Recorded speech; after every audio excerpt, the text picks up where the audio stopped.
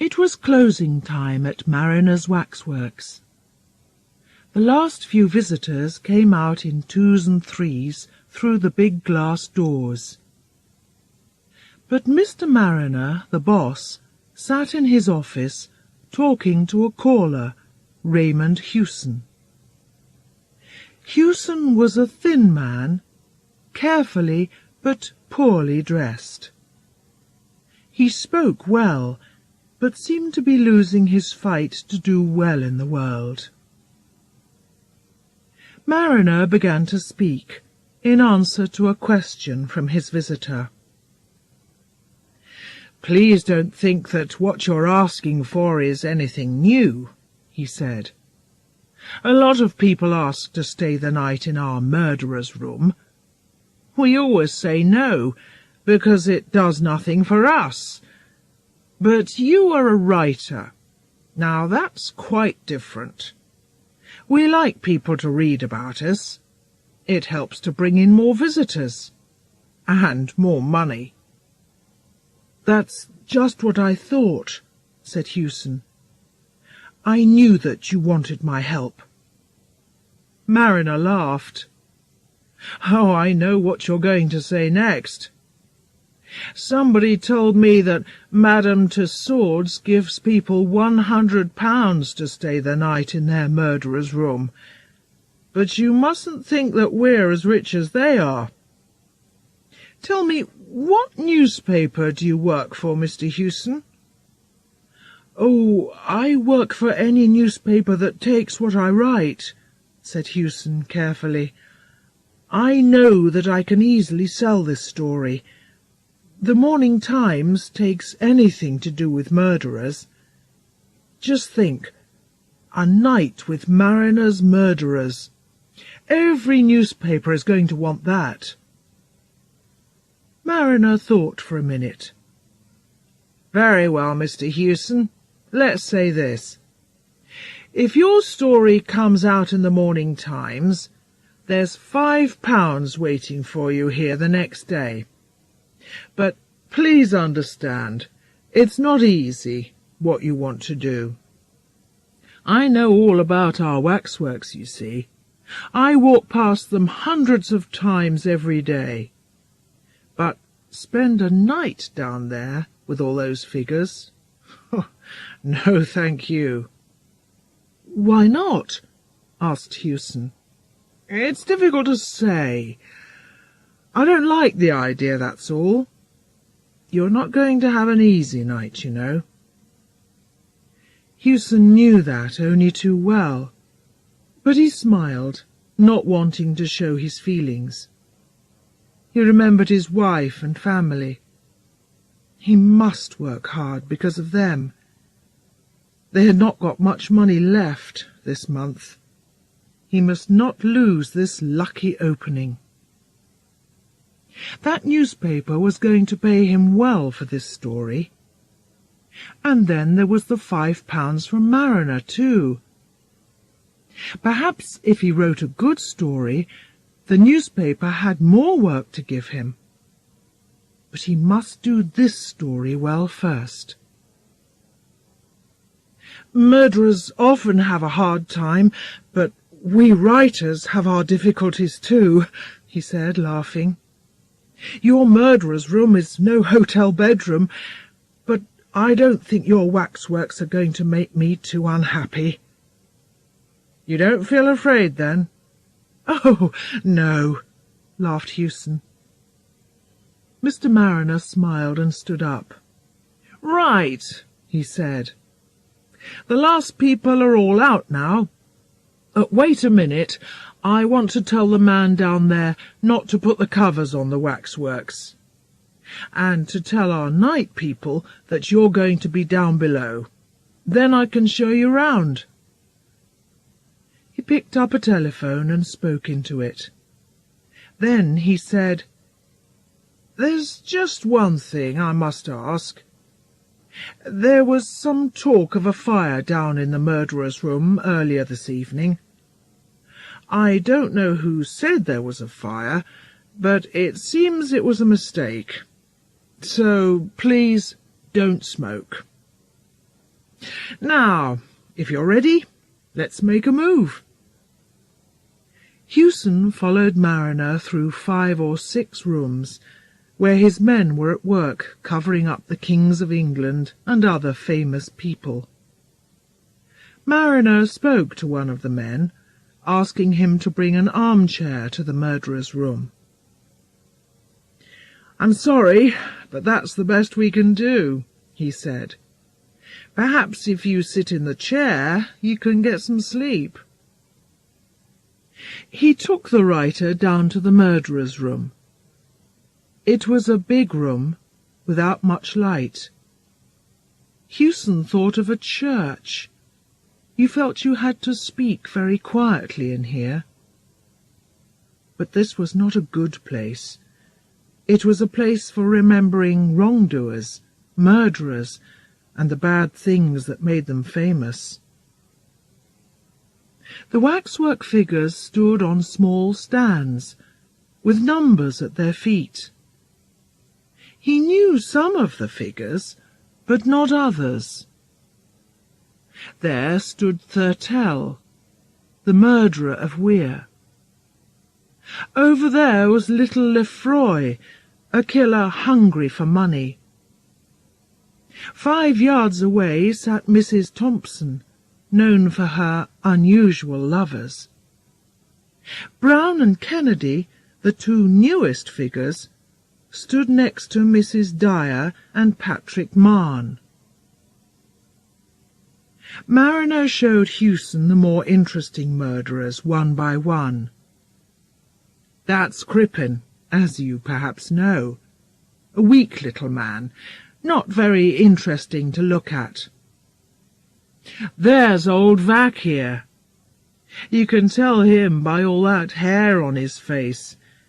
And this is—" "Yes, who's that?" asked Hewson quietly. "Oh, he's the best figure in our show. Of all these people, he's the only one living today." Hewson looked at the waxwork closely. A small, thin figure, only 5 feet tall. It had a little moustache, big glasses, and an unusual coat. It was easy to see that he was French. Without knowing why, he felt suddenly afraid of that smiling face. He moved back from the figure, finding it difficult to look at it again. "But who is he?" he asked. "That," said Marriner, "is Dr. Baudet." Hewson didn't know the name. Marriner smiled. "If you're French, you remember it well," he said. "For years all Paris was in fear of this little man. He worked as a doctor by day, but at night he cut people's throats. He killed just because he liked killing, and always in the same way. After his last murder, the police found some important letters. They know all about him now, and if only they can catch him... But our friend here is too clever for them. He knew the police were after him. They soon lost him. They're looking for him now all over Europe. They think he's dead, but they can't find the body. Last year there were 1 or 2 more murders, but the police believe that another person is now doing the killing in his place.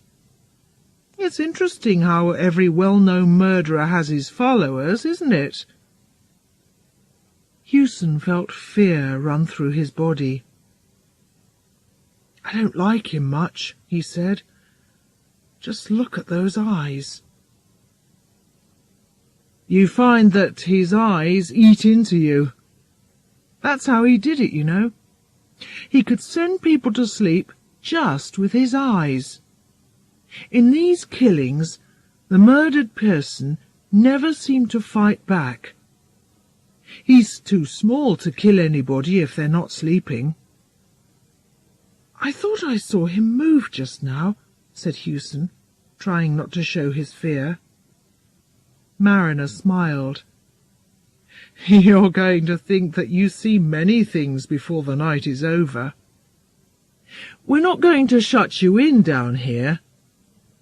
When you feel it's time to stop, come up again.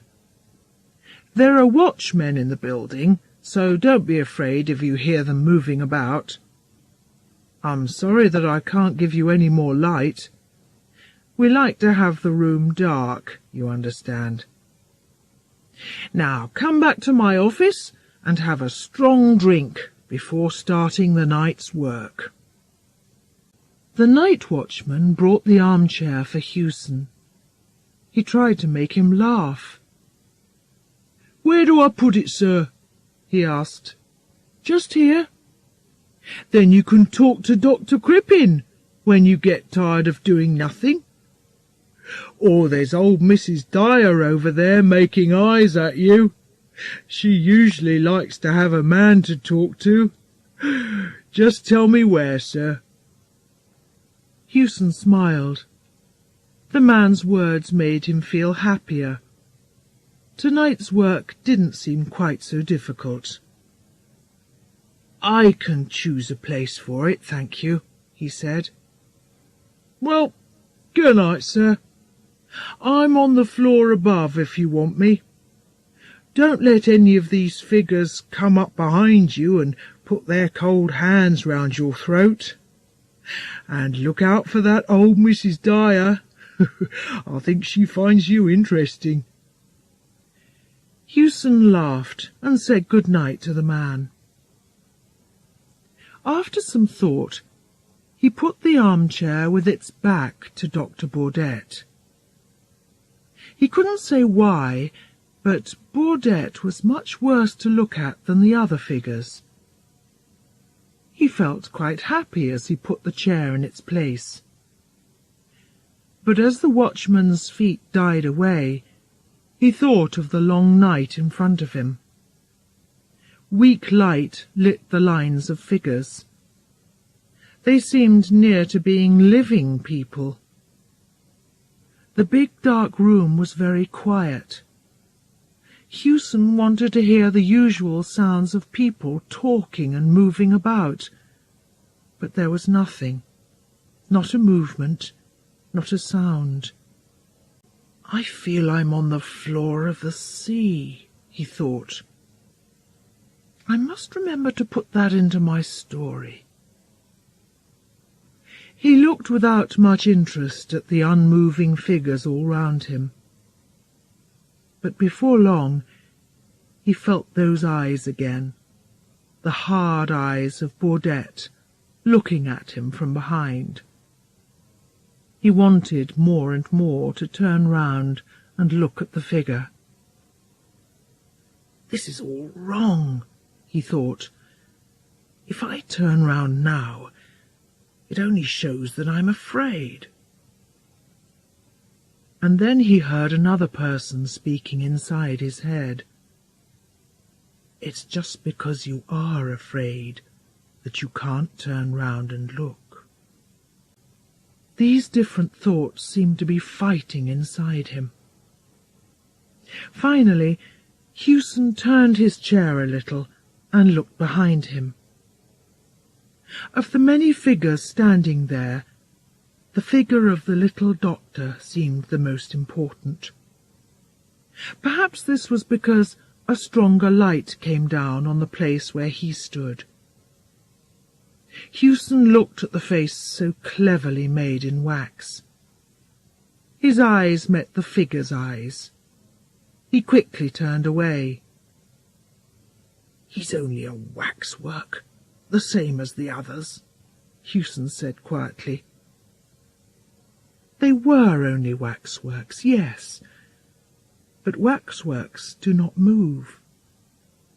He didn't see any of them moving, but he did think that now the figures in front of him seemed to be standing a little differently.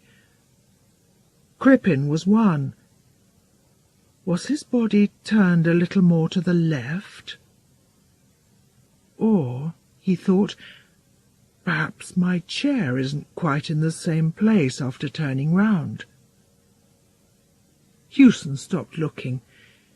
He took out a little book and wrote a line or two. Everything quiet. Feel I'm on the floor of the sea. Baudette trying to send me to sleep with his eyes. Figures seem to move when you're not watching. He closed the book and quickly looked to his right. He saw only the weak wax face of Lefroy looking back at him with a sorry smile. It was just his fears. Or was it? Didn't Crippen move again as he looked away? He just waited for you to take your eyes off him, then made his move. That's what they all do. I know it, he thought. It's too much. He started to get up from his chair. He must leave immediately. He couldn't stay all night with a lot of murderers moving about when he wasn't looking. Hewson sat down again. He must not be so jumpy. They were only waxworks, so there was nothing to fear. But why then did he feel so afraid, always thinking that they played games with him? He turned round again quickly and met Baudette's hard eyes. Then suddenly he turned back to look at Crippen. Ha! He nearly caught Crippen moving that time. "Be careful, Crippen, and all you others," he said. "If I do catch you moving, I'm going to break your arms and legs off. Do you hear?" I can leave now, he thought. I've got a lot to write about. A good story. 10 good stories. The Morning Times isn't going to know how long I stayed here. They aren't interested. But the watchman is going to laugh if he sees me leaving so early. And then there's the money from Marriner. I don't want to lose that. But this was too hard. It was bad that the waxworks moved behind your back. But it was worse that they could breathe. Or was it just his breathing, seeming to come from far away? These figures seemed to be doing what children do in a lesson, talking, laughing and playing when the person giving the lesson turns his back. There I go again, he thought. I must think about other things. I'm Raymond Hewson. I live and breathe. These figures round me aren't living. They can't move and speak as I can. They're only made of wax. They just stand there for old ladies and little boys to look at. He began to feel better again. He tried to remember a good story a friend told him last week. He remembered some of it, but not all. He had the feeling that Baudette's eyes were on him again. He must have a look. He half turned and then pulled his chair right round. Now they were face to face. As he spoke, his words seemed to fly back at him from the darkest corners of the room. "You moved, you little animal!" he screamed. "Yes, you did! I saw you!" Then he sat, looking in front of him, not moving, cold with fear. Dr. Baudette moved his little body slowly and carefully. He got down from his stand and sat right in front of Hewson. Then he smiled and said in good English, "Good evening. I did not know that I was going to have a friend here tonight. Then I heard you and Marriner talking. You cannot move or speak now until I tell you. But you can hear me quite easily, I know. Something tells me that you are, let's say, a little afraid of me. Make no mistake, sir. I am not one of these poor dead figures suddenly turned into a living thing. Oh, no. I am Dr. Baudet in person." He stopped and moved his legs. "I am sorry, but my arms and legs are quite tired. I don't want to take up your time with my uninteresting story. I can just say that some unusual happenings brought me to England. I was near this building this evening when I saw a policeman looking at me too closely. I thought perhaps he wanted to ask me some difficult questions, so I quickly came in here with all the other visitors. Then I had a very good idea. I told somebody that I saw smoke. Everybody ran out into the street, thinking there was a fire. I stayed here. I undressed that figure of me, put on its coat, and quickly put the figure at the back of the room, where nobody could see it. Then I took its place here on the stand. I must say that I had a very tiring evening. But luckily the people didn't watch me all the time.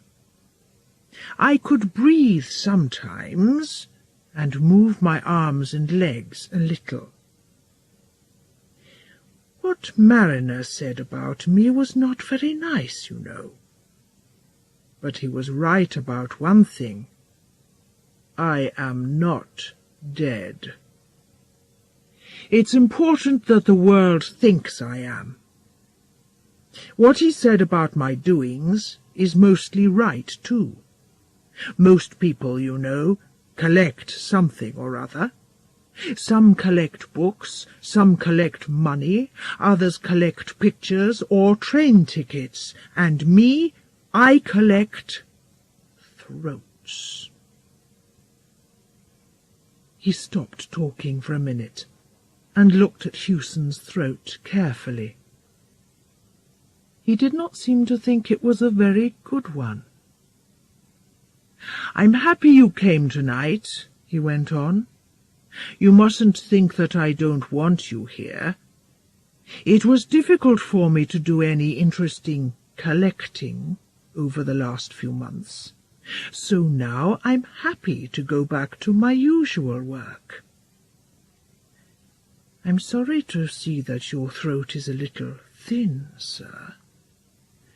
Perhaps that is not a nice thing to say, but I like men with big throats best.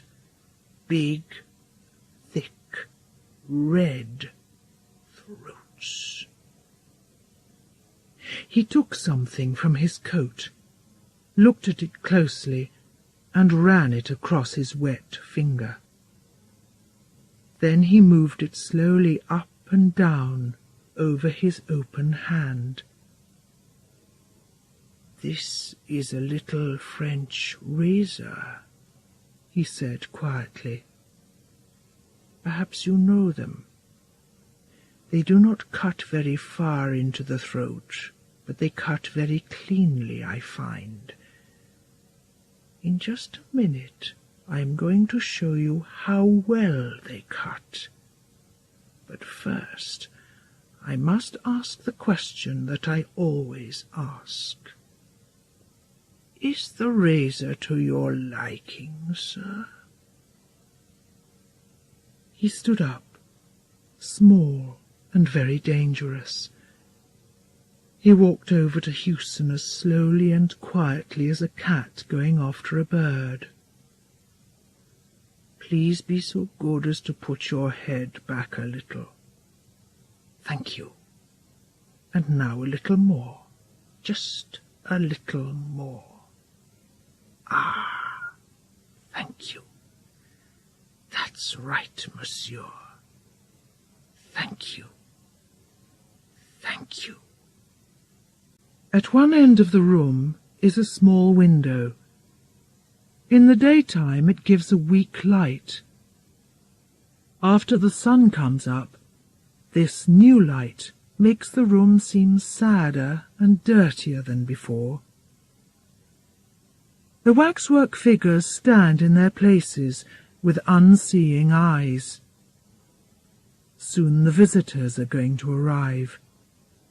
They are going to walk round, looking at this figure or that. But today, in the centre of the room, Hewson sits with his head far back in his armchair. His face is up, ready for the razor. There is no cut on his throat or anywhere on his body, but he is cold, dead. And Dr. Baudette watches the dead man from his stand without any show of feeling. He does not move. He cannot move. But then he is only a waxwork.